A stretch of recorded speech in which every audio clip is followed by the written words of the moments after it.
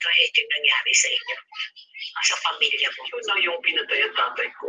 Sino pumatay sa tatay mo? Sa politiko. Dahil sa work ko rin. Dahil rin sa work mo? Kasi hindi ako sumusuko eh. Gusto lang pasukuin. Dahil nga, yung ginagawa ko nga, nararamdaman na nila. Alam ko na ang ginagawa nila. So I was really outspoken na. Nagagalit ako sa kanila. I have to tell them na, kaya wag na analog, gamit ng digital lang. So my dad was no na ang analog, kasi nagtiteknikal. Nagsasalita na yung dad ko about mga ginagawa nilang yung abuso. Tapos ako kasi pinakamatapang Tita Mel. So pinakamatapang? Kaya hindi nila ako mapatay. So ang tatay ko pinatay nila. Ay, dahil sa galit nila sa akin.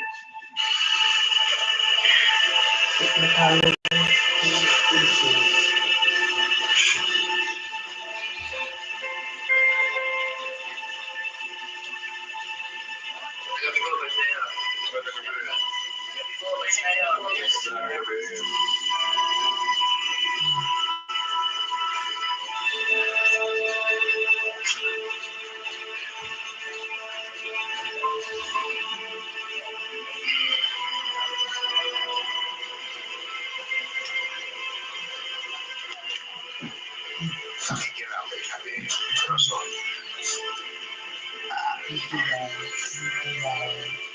Pagpatuloy sa nakikiramay po kami. Huwag po kayong mag-alala, Mrs. Tutulong po kami para makamit yung mustisya ng asawa ninyo. nangyari kaya yun? Kung nasa posisyon na nagpapatay sa kanya, para bakit naman wala na ba ang tiwala mo na walang nakakaligtas sa pangil ng batas? Kaya nyo, palalagutin natin ang kung sino ang may gawa nito.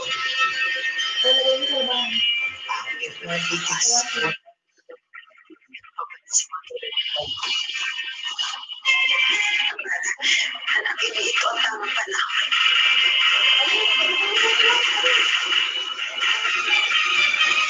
Aman, makinig ka sa akin.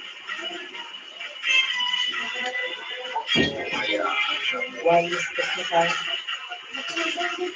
nakakatulong ang pagpilitan ng walang basta. Isa na nakakasama. Banta ko na magbanda.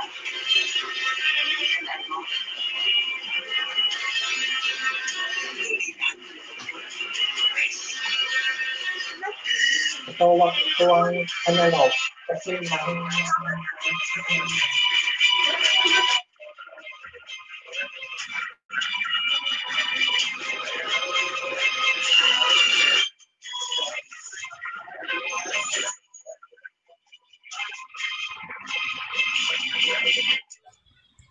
hello guys, mga ka-MPK, mag-subscribe na sa 3rd anniversary ng Magpakailanman Entertainment.